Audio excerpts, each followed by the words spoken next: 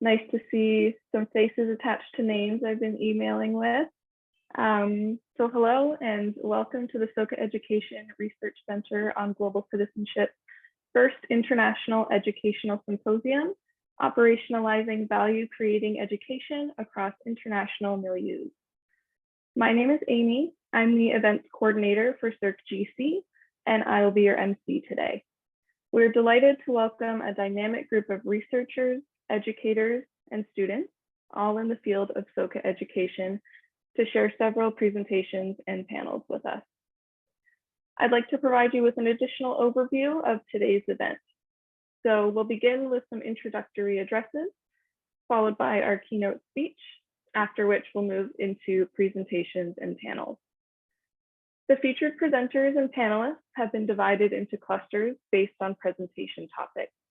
So clusters A and B will be running simultaneously, and clusters C and D will be running simultaneously, with individual presentations occurring within each cluster.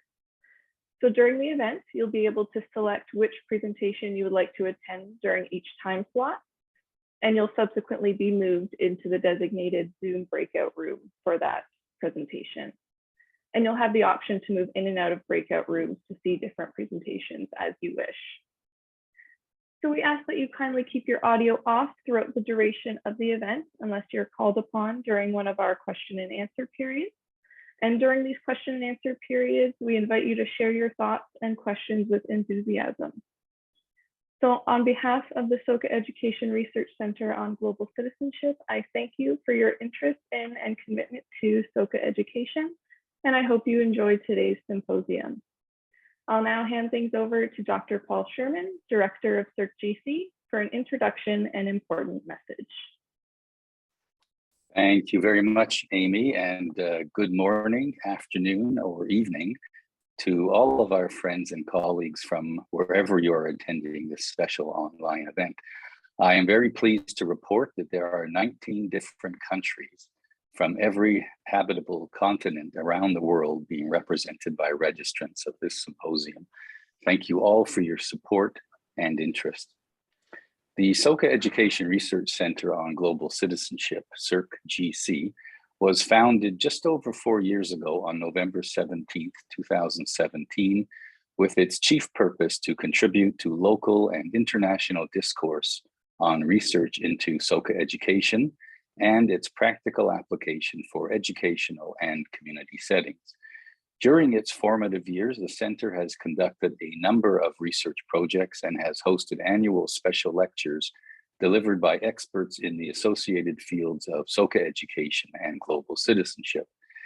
We are very excited about the newest initiative to further our mission, the first SERC-GC International Symposium, and I would like to especially thank the Makaguchi Foundation for Education and our institutional partners, the University of Guelph and Humber College, for their continued support. I would also like to express my gratitude to Soka University Japan for their ongoing support and collaboration, which began in 2012 with the University of Guelph conferring an honorary doctorate on Soka University's founder, Dr. Daisaku Ikeda. In these past 10 years, we have been honored to strengthen our partnership with Soka University by conducting annual study abroad courses and student and faculty exchanges.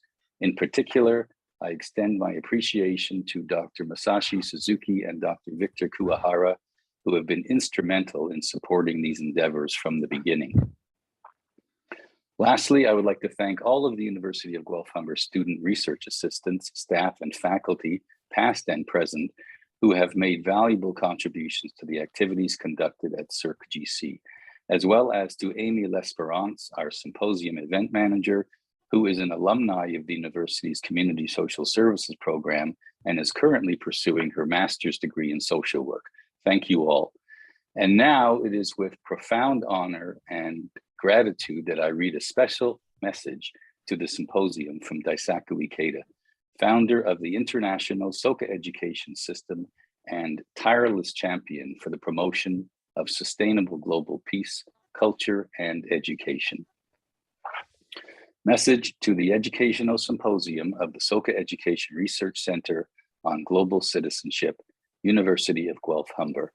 On this purposeful holding of the first International Symposium of the SOCA Education Research Center on Global Citizenship, allow me to offer with wholehearted gratitude my message of felicitations to Dr. Paul Sherman, Director of the Center, who commands my utmost respect, as well as to the many distinguished scholars and participants who are taking part across the world online.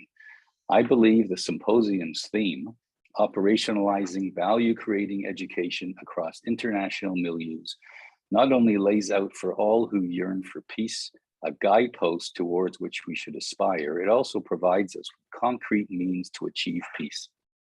What lies at the core of value in value-creating education?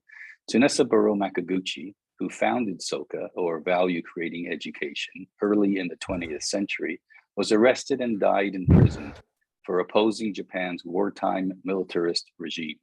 He perceived that lying at the heart of value is life, and declared, quote, all other values arise solely within the context of interaction with life, unquote. International society is now confronted by a daunting array of challenges, from the ongoing pandemic and tragedy wrought by war to grave economic disparities and the looming consequences of climate change. In our search for solutions, I contend that the starting point to which we should all return, and from where we set out together in taking our first new step forward, is life itself.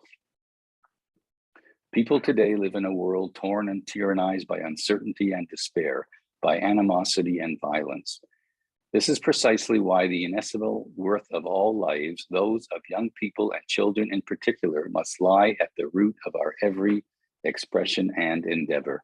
I stand among those who believe that the challenge of education is to safeguard the inherent dignity of each and every young life and set free their boundless capacity for creativity, a task requiring persistent, often unseen effort and serving as a beacon of hope that nothing can dim or diminish. The path to a future of peace and harmonious coexistence for all is to be found in transcending the differences that divide us and in bringing people together at the most universal level of life.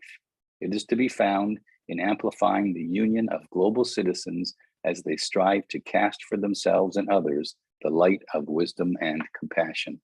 The University of Guelph-Humber has a proud tradition of educational excellence that is ever cognizant of the importance of diversity, its doors open to the world as it vigorously explores new frontiers of value-creating education. I applaud your institution for this and wish to join you in that remarkable effort.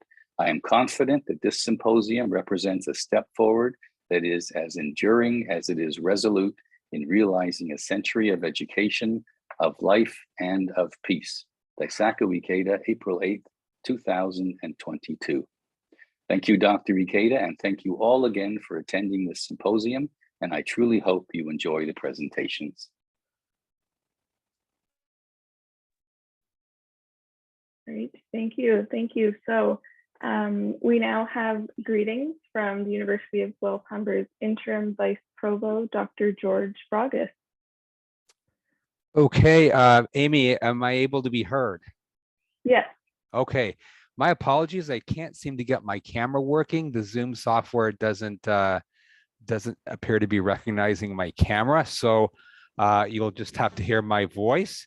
But good morning to all of you, or good afternoon, or good evening, depending on where you are in the world. I cannot assume at this event that everybody's in the same time zone as I am here in North American Eastern Time. We have an audience today from 18 different countries, including, of course, Canada, but also the United States, Spain, and Japan. So in Japan, I take it would be evening there, Friday evening. So it is with pride, therefore, given all the countries that we have, this international community, it is with pride, therefore, that we at the University of Guelph-Humber have you with us today. And on behalf of the university, I welcome each and every one of you to this symposium being organized by the SOCA Education Research Center on Global Citizenship, which is the first and currently the only research institute at the University of Guelph-Humber. Now, we're always looking for ways to further the research agenda at the University of Guelph-Humber, so it is great to see that our SOCA Education Research Center is advancing that agenda with a symposium and with all of you as our partners and collaborators. Now, before I turn this over to our next speaker, I did want to mention my own admittedly limited, but nevertheless very meaningful experience with the SOCA philosophy of education. Back in 2018, I had the opportunity to travel to Japan alongside Dr. Sherman and my predecessor in this role, Dr. John Walsh. And we visited SOCA University in Tokyo. It was such a beautiful campus. And the folks who hosted us and showed us around were so wonderfully gracious. I'll never forget their very welcoming approach. I also have very fond memories, and indeed very, very fond memories of visiting SOCA Kansai High School. The students there put on a wonderful presentation, a series of performances for our group from the University of Guelph-Humber, and it is something that I will always cherish. It was truly one of a kind. I'll never forget too when we were leaving, all the high school students coming out and saying goodbye to us. It was it's fixed in my memory, I can tell you. So I think then, all that being said, I think you're in for an intellectually enriching experience today. I hope you enjoy the symposium, and please stay connected with us at the University of Guelph-Humber. Thank you, Dr. Bragas. Okay, next we have some virtual greetings from SOCA University Japan President Suzuki.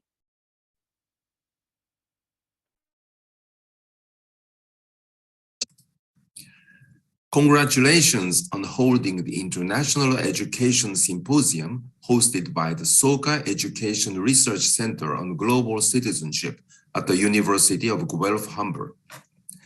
My name is Masashi Suzuki, and I was recently appointed as the new president of SOCA University. My background is the entire view of our university.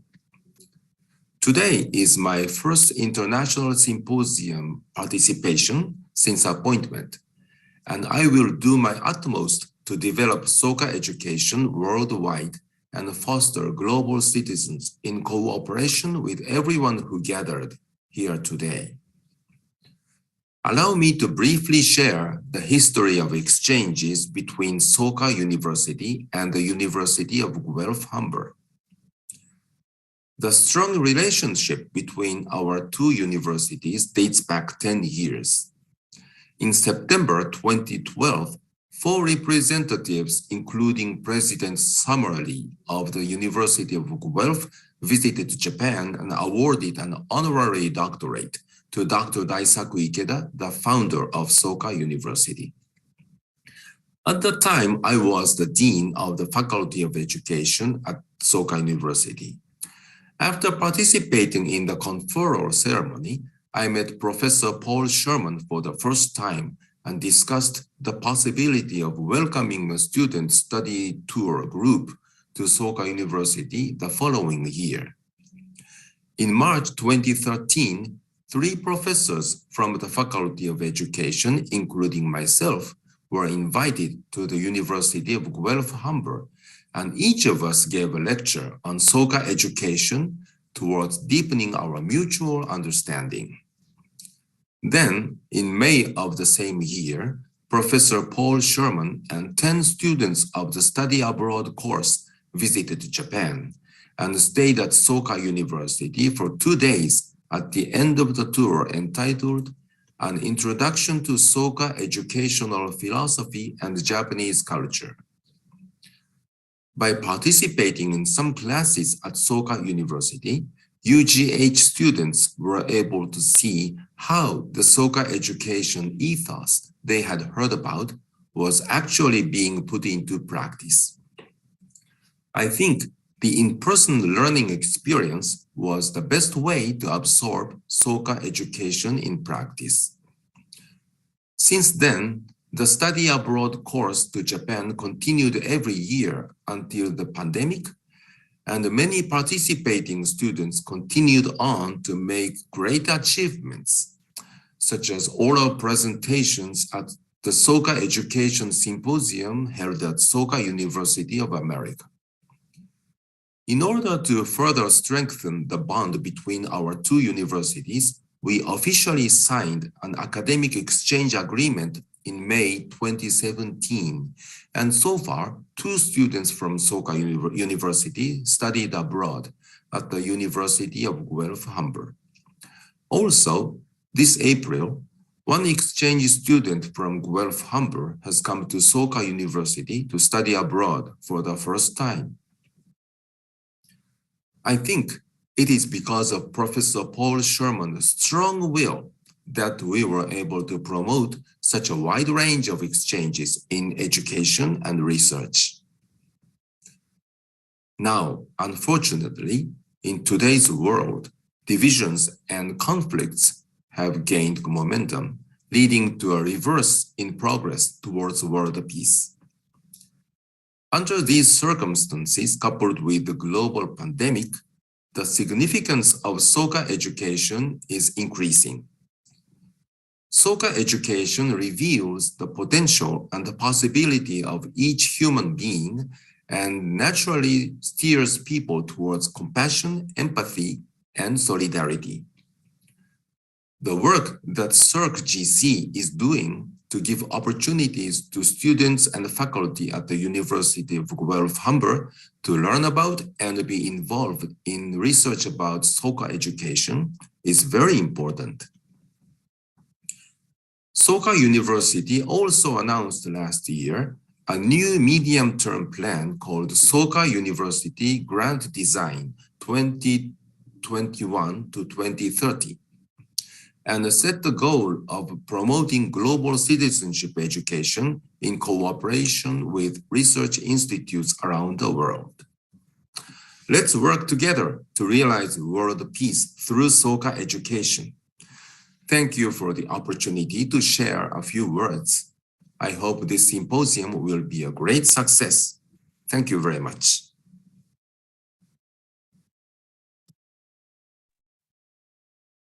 Okay.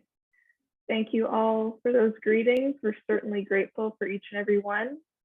So it's now my pleasure to welcome our keynote speaker, Dr. Olivier Urbain, back after his presentations at the University of Guelph-Humber in 2019. Dr. Urbain has earned doctoral degrees in literature from the University of Southern California, USA.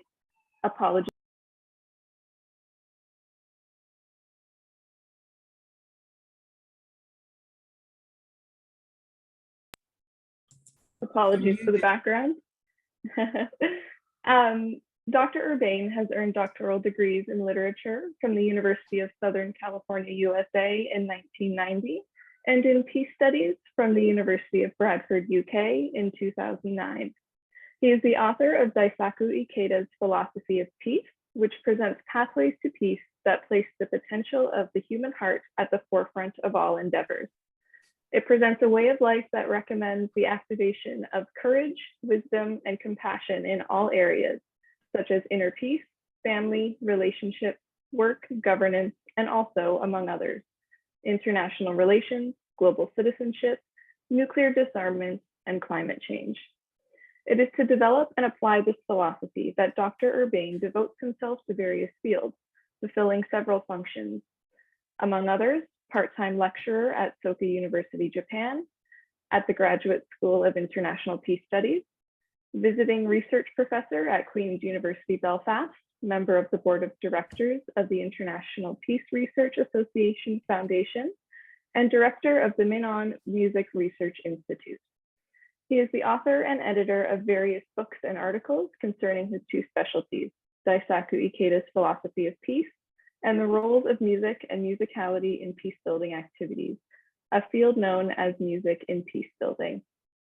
Welcome, Dr. Urbain. Thank you, Amy, for a wonderful introduction. Thank you, Paul Sherman, for inviting me a second time. I think it's a good sign if you're invited a second time to the same place. So I'm really happy to be back at Guelph-Humber. And welcome everybody. So happy to meet you tonight. So my presentation will be about Soka education, value creating education, There's many definitions, but for me, one aspect is that it's really student-centered. It is learner-centered. So to that effect, I would like to start my speech by showing you the work of two students of SOCA University who created a pretty amazing video. The music is from The Greatest Showman. So it's the song This Is Me, but they created a completely original video, storyline, everything. And if technology allows, we can start directly with connecting with the SOCA students through sound, music, a bit of dancing. You can turn off your camera and start dancing if you want. It's a very, very nice video. So without further ado, I'll ask Hannah and the tech team to launch the video. I'm not going to do anything.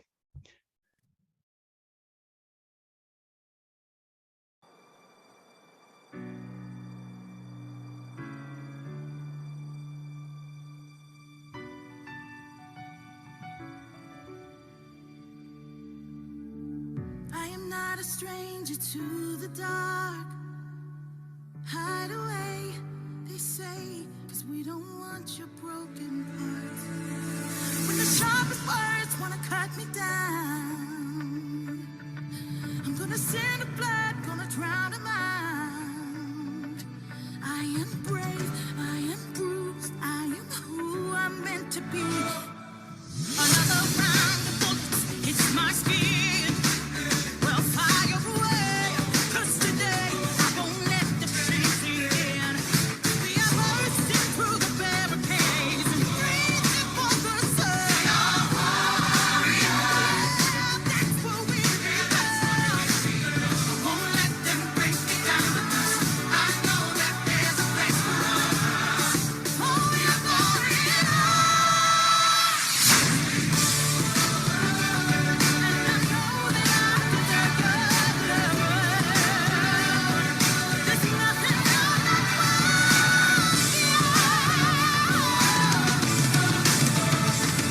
When the sharpest words wanna cut me down, I'm gonna send the blood, gonna drown a mind.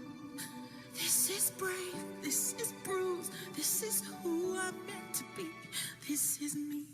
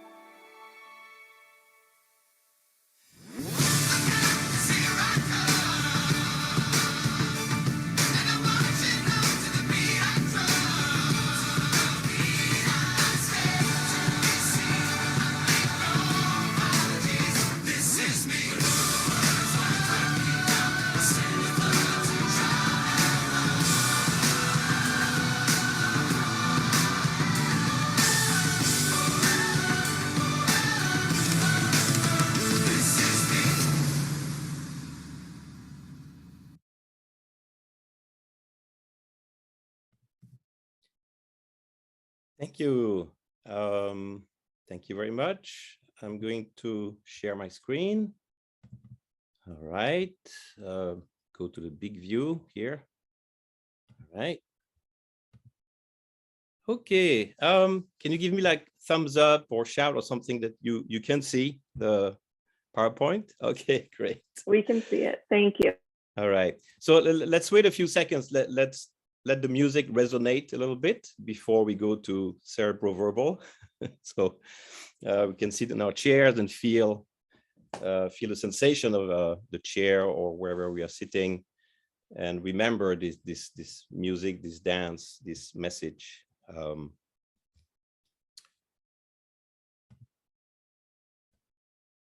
All right, so the overall context of the speech is very difficult to pronounce, I found. So I put red marks where the accent is, so I tried to pronounce it properly.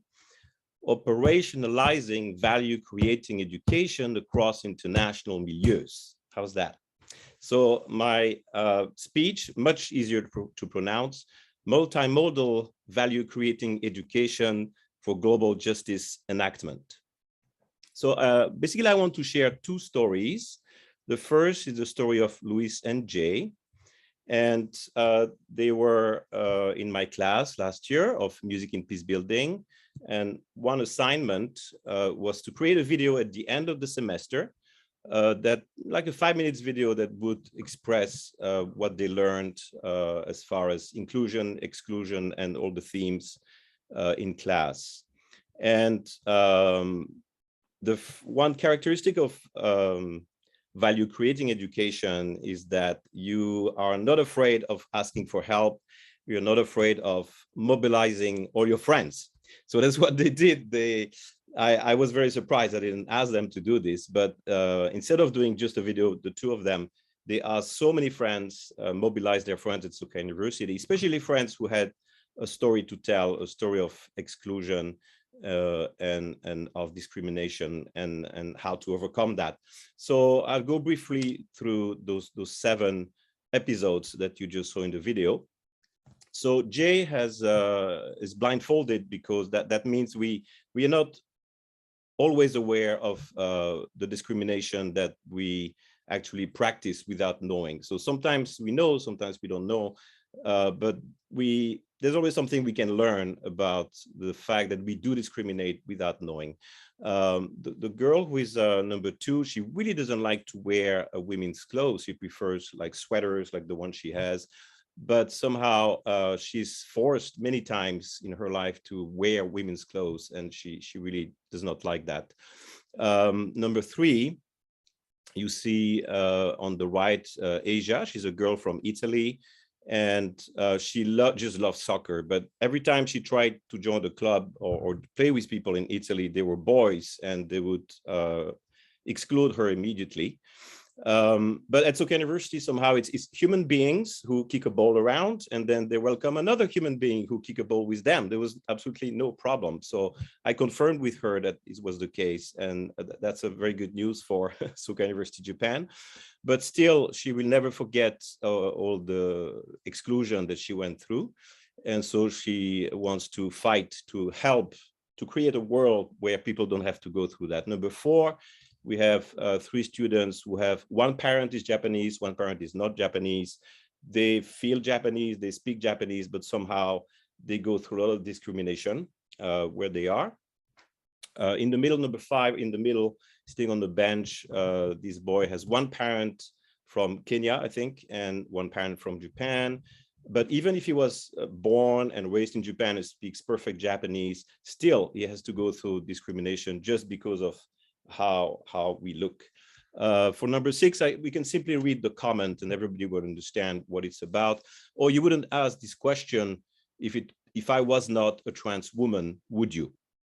And number 7 is very symbolic of many parts of our world where men love to talk. Look who's talking right now. Men love to talk, and they don't let women talk very much. So the voices of women are not heard in the same way as men's voices are heard. So symbolically, here we have a scene where 2 men mute the girls' voices until Anna comes. If you haven't met Anna yet, you will soon. And Anna catches Louis in the act and asks him, what are you doing? And poor Louis is blindfolded. He doesn't even know what he's doing, but he will learn very soon. So if you would like to send a few words about this part, about Louis and Jay in the chat, we'll wait a little bit, and then if Amy catches something, she can read it. So yeah, we'll just wait until someone writes something in the chat. We have 1 minute. So yes, I'll share as they come in. Yes, please. Okay, great. Okay, there's one. Amazing. Oh, thank you. Kim says awareness is key. Right. Yeah. Take out the blindfold. Yeah. Mm-hmm. Great. Thank you very much. And all right. So now a very different story. Are you ready for the next story? Let's take a deep breath. 3, 2, 1. Let's go. The story of Anais. So we had our graduation ceremony, Soka University, Japan, on March 18th. And I want to focus on the story of Anais. In 2020, she had passed all the exams, she had all the paperwork, everything was ready to move out of Brazil, move into Japan for at least 2 years as a Soka University student. She had sold her car, closed down her place, even packed her luggage. She was literally on the way to the airport in this photo when, as you know, the pandemic struck. Impossible to take the plane. So she had to take the class online, but so did we. So the 4 on the top, we are all in Japan, but we couldn't go to campus. The campus was completely closed. So we had to start the class online. It was very, very challenging. I think everybody on this session today remembers very well what it was like. So then in the middle of that, Anais, who had great support from her very cheerful godmother in Brazil, something happened. Her godmother got sick and she couldn't get the care that she needed because all the local hospitals were flooded with COVID patients. So she was put on a plane to go to another city, but it didn't go very well. And actually she passed away. So now Anais is by herself. Of course, she has her parents, but the godmother was a very strong presence. And she's there in the northwest of Brazil in a province called Acre. So in September, October last year, in Japan, things were a little bit better. So those who were in Japan already were able to meet in the classroom. So you can see on the left, the 4 of us. But Anais could not. Every time she tried to take the plane, something went wrong. Either Japan closed the border or Omicron appeared or all kinds of things. So she booked her ticket 10 times and had to cancel 10 times. And when we took a group picture, it was like this. So then she realized that, she submitted her the written version of her thesis. It was really a fantastic thesis in December. And then in January, she passed her oral exam. So basically, she was done. There was no more master's degree to do. She had finished. But she thought that was not acceptable because part of the deal for her was to go to Japan and be able to live on campus and to make friends. She made friends online, but to make friends, and live a communal life on campus. So defeat was not an option. So she decided to fight her hardest for the last thing, which is the graduation ceremony. So she joined signature campaigns, massive signature campaigns that started to have an effect. She had an article published in the Kyoto News of February 7th. If you Google Anais Kyoto News, the article will come up. And she really decided to do whatever it takes to be able to attend her own graduation ceremony. So she even wrote to the Prime Minister of Japan, Mr. Kishida, here on the right. And he was really touched by her story and by her letter.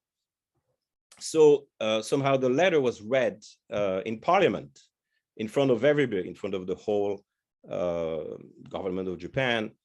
And a few days later, the government decided to change the law, because the problem is that there were a few students accepted all in the sciences, the STEM students, the science students, as if, you know, students who study science have a different immune system from all the others, right? So that was a case of discrimination in a way. That was the focus of Anais and everybody else. And the government of Japan realized, yeah, that's really not fair. And actually, you know, the virus is not that bad now. So let's change and welcome people. So many more students were able to enter Japan. Anais got her visa, and here she is.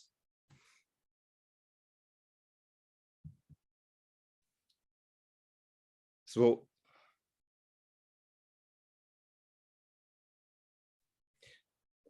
yeah, March 13, she arrives. She has to stay in quarantine for a few days, and then she can come out of quarantine for March 18 for her graduation.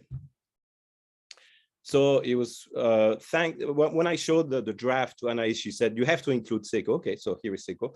Seiko Moriyama translated her letter, made sure the prime minister reads it, and she really was very active to make sure that the message went through the government, and that Anais and many other people's voices were heard. So again, value creation implies this paradox where you have to stand up by yourself in your own heart. I will do it. You stand up by yourself, but then you have to ask for help, and you have to connect with other people. So this is the graduation ceremony with Anais in the middle. And this is the first time the five of us were physically together in the same room. So that's Anais' story. Maybe a few comments if we have a little bit more time. So we'll wait until we see that the number 8 changes to something else. But you don't have to, you can simply think and let it resonate, you know, the story of Anais. Yeah.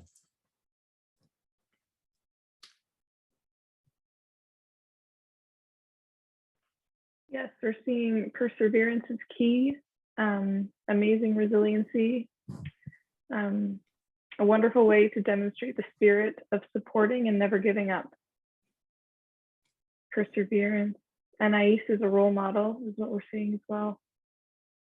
Shows the power of interpersonal connection. Great, thank you so much for all the comments. So finally, a little bit of theory, very light. I promise it's going to be quick and painless, I think.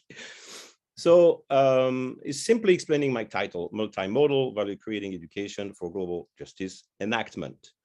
So I break it down into 4 parts. What do I mean by value creating education? What do I mean by global justice? And multimodal, everybody understands, it means you just don't talk and analyze. You use your body, you use your heart, sensations, you use your spirit, many modes of understanding. You use music and dance and everything. And enactment is one mode, is using your body to take action.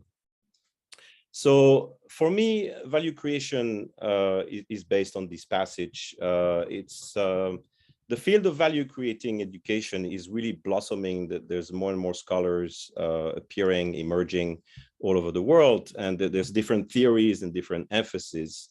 So this is my personal opinion.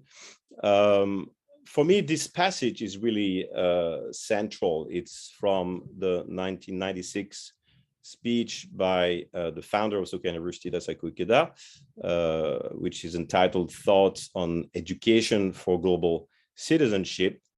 You can find it easily, and it is not very long. You can hold, you know, I recommend reading the whole speech. But what I'd like to do is to focus on the parts in red and in blue. So value creation, is, among many other things, it's about really bringing out the best in oneself and others, and the best being defined as virtues that we all inherently possess. And specifically in that speech in '96, wisdom and courage and compassion. So I think as far as value creation is concerned, whatever happens to us, a lot depends on how we're going to respond. Sometimes terrible things happen to us, like, you're stuck for 2 years in Brazil, or you're discriminated against for all kinds of unfair reasons. Some people are destroyed by that. It happens, unfortunately. So some people cannot survive. They become very sick, or even people die, or people have a life that's really painful. Other people, they react and they connect, and they are able to create something from that suffering, change, poison into medicine, as ancient saying says. So the more wisdom we can bring out when something confusing happens, the more clarity we can get in our lives, the more courage we can bring out, the more painful an event we can change into something that we can use. And compassion reminds us that we are never alone. So as far as value creation is concerned, value creating education, I base myself on this passage, and I think, wow, how can we, students, learners, teachers, everybody together, how can we encourage each other to respond to what happens to us with a kind of like boosting our wisdom, our courage, our compassion in the moment. When it comes to global citizenship, then it's a specific type of wisdom, courage, and compassion. Is the wisdom to perceive interconnectedness, to really see that, wow, everything's connected. What should we discriminate against, this group or that group, when actually I can see the connections between everything. The courage not to fear difference. So that's the paradox. We are all interconnected and we are all different at the same time, which makes things very, very complicated. But so the Sakoikeda recommends to embracing differences, affirming differences, but then growing from differences in our relationships. And the compassion to imagine the suffering of others, meaning there's somebody in front of you and right in front of you, and you want to listen to them. They won't tell you immediately that they're suffering. You're going to have to imagine it. You have to guess, like to find hints. But also, you can imagine the suffering of people in so many other different countries as a result of the things we buy or the patterns that we live now. So for me, the point of departure, in a way, not the origin, not the historical origin, but the point of departure conceptually of both value creation and global citizenship are those three qualities. Other characteristics of value creation, that value creating education we could see, I think, in the video and in Anais' experience, is that it is student-centered, learner-centered. It's about turning difficulties into a source of creativity. It's about confronting difficult and controversial issues, like we saw in the video. The main motivation is to help others, not to make money. Embracing the paradox of standing alone and asking for help, as mentioned before. So we go to the next part of my title, Global Justice. So I think Dr. King said something that really encapsulates global justice. He said, injustice anywhere is a threat to justice everywhere. I think that's brilliant, that first, it makes us focus on injustice here and now, where we are in our families, in our campus, in our lives. But at the same time, we know that it's a collective struggle, and just that is written there. And Jay and Louis, they have focused on discrimination, exclusion, inclusion, especially based on gender, race, nationality, sexual orientation. And Anais has focused on, again, on discrimination, limitation of freedom of movement, immigration, refugees, but more with the angle of decolonization and a commitment to ensure that the province of Acre is seen and heard. Because there is this, according to Anais, there's a joke in the central government of Brazil that Acre is not even on the map, even though it's a huge chunk of Brazil. Now it's on the map, I assure you. So why multimodal? If we go from, we look at the left column, modes of knowing, And we go to the bottom first, to the body. That's a mode of knowing the world through our body. We know when we are cold. We know when we are hot. But it's very, very subtle, and we are not really trained to that. Like I said, like I mentioned before, try to feel now. Are you sitting? Are you standing? Are you on the floor? How does the chair feel? Is it a soft chair, a hard chair? And so we don't really learn those things, but our bodies are telling us so many things. We receive so much information that usually we ignore. So that's one important mode of knowing. Then next up is the soul. It's becoming pretty popular. It's pretty recent. It's based on Carl Jung's archetypes, Carl Jung's collective unconscious. So it's not the personal unconscious, it's the collective unconscious. This mystery that there are a certain number of stories that we tell each other that are found in all civilizations and in all times. Thousands of years apart, thousands of miles apart, the same stories appear without people communicating. Where does that come from? So it's like bringing out the hero on the left, you can see there, the hero, the heroine. We bring out that from our lives through storytelling. Of course, the heart, the emotions, anger, sadness, fear. And then the mind, of course, we should not exclude it. It's very important. The analytical thoughts, be able to write an essay, be able to write a master's thesis, be able to ask questions. And then meditation is another mode of knowing. As we know, there are people all over the world who meditate or chanting or sitting and thinking or walking into nature. And we learn a lot about life. So ideally, and there's many more, but let's focus on those 5. If we look at the UNESCO Global Citizenship Education proposal, at least they got 3, because they recommend the cognitive, the critical thinking, they recommend the socio-emotional, be able to relate to others and understand your own emotions, and behavioral, take action for peace. So at least they got 3 out of 5, whereas from my experience, mainstream education is obsessed with just the mind and analytical thought. So why do I think that value creating education should use all 5? Well, because if we want to really create value in a world that is now really in big trouble, the planet is in big trouble, I mean, especially the biosphere, everything that lives on it is in trouble. We are in trouble. We need to create value like kind of fast and effectively.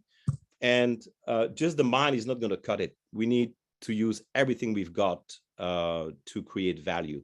So that's why I use the term multimodal, and that's why I introduced a video with song, with dance, with signs, and also the actions of writing letters, the action of sending a letter to the prime minister, or of taking a plane to make a stance.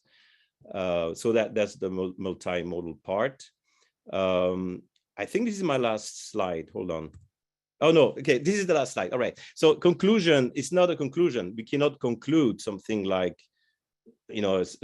any talk about value creating education can never end. So it's a new beginning. So we can see that the earth is not very happy today. Maybe the magma is okay, but the biosphere, the rivers, the air, everything that lives on this planet is in big trouble. Plus Homo sapiens, we are killing each other all the time for any excuse. It never stops. So by making videos, by writing letters, mobilizing our allies, we can bring out the hero or the heroine in ourselves. And this is the time to to let the heroes and the heroines kind of like come out from this earth that is suffering so much, through connection and friendship and study. So I'll let you watch the pictures which summarize my whole presentation for a few seconds, and then I will stop sharing.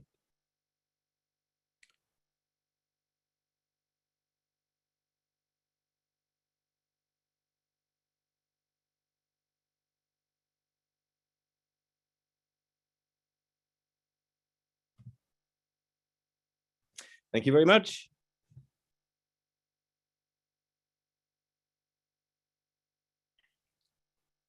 Thank you. Thank you, Dr. Urbain.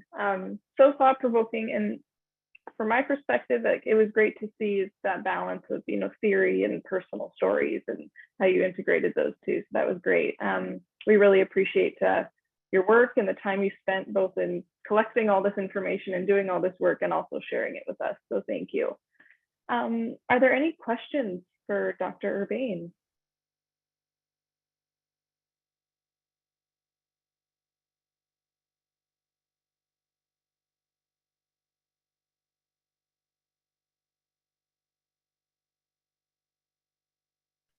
We'll give it a few moments. You can either say them or put them in the chat, whatever you prefer.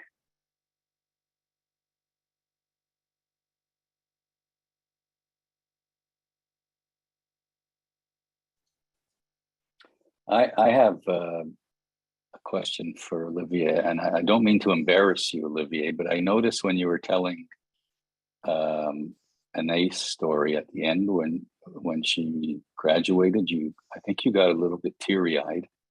I may have been mistaken, but can you? I know that you are really engaging with your students, and can you talk a bit about that? Why that was so emotional for you? If I'm correct in perceiving that.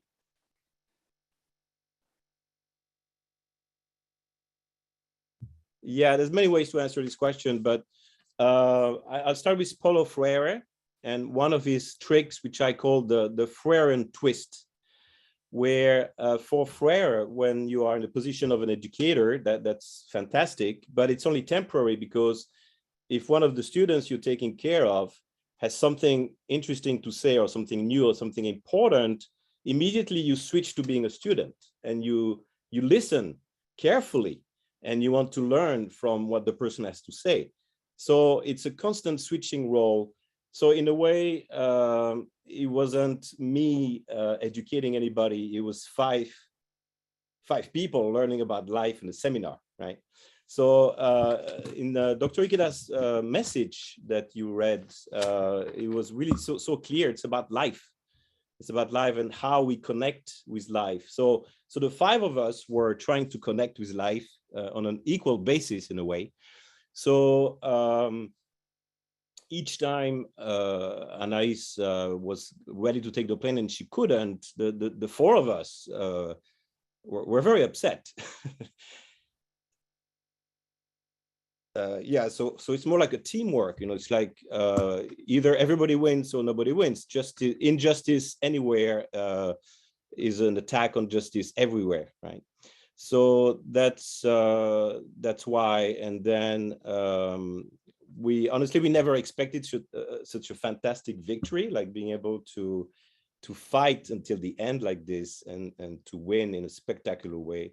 That was fantastic. So it's not easy, because, you know, how do you maintain authority in a group when the teacher is like the equal of the students? Well, there's many ways. There's other ways rather than authority. There's like at random value creation, for example.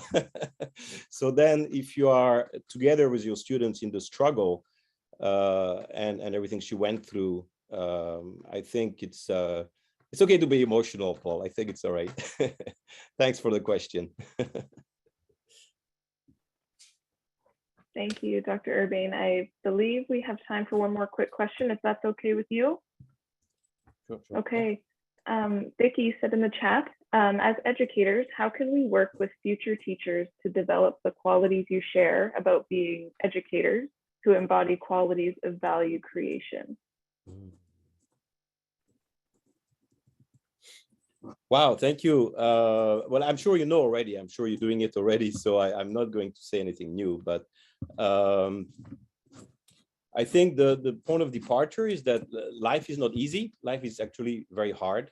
You know, people are going through extremely brutal war right now, but it's not new. We know about it. It's all over TV. It's 24/7. But you know, people in Africa have been dying for millions of people for the last few years. In Congo, we didn't even hear about it. So life is very difficult. Even if we are not in a war zone, to find meaning and to try to change the world the way we want is very difficult.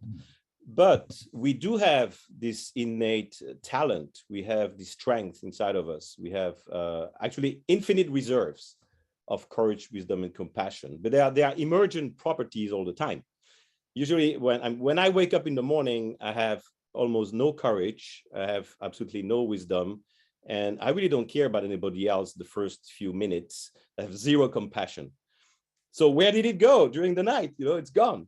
However, we know how to bring it out, right? Like we can have a ritual, like we can brush our teeth and it feels good and it's fresh. And then we feel a little bit of courage. And then we think, oh, well, I'm brushing my teeth for everybody I'm going to talk to so that it's like it's good for them. So, okay, our compassion is kicked up. And so little by little, we start our day. And the more we can start our day with a lot of courage, wisdom, and compassion, the better it is. So as educators, as we know, we cannot change anybody else's mind ever, but we can inspire, we can show an example.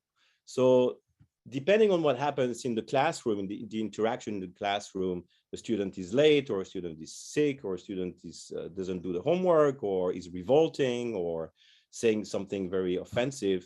Wow. Of course, you have to deal with the situation, but how do we deal with the situation in a way that shows that you've done your homework as a human being? You are able to bring out tremendous courage, wisdom, and compassion in the moment to welcome that student and embrace the situation and turn it into a teaching moment. So then the students will of course want to do the same, because courage, wisdom, and compassion, basically they are everywhere in the universe, and we just kind of like bring them out. So the students have access to the same one, right? So it's from life, right?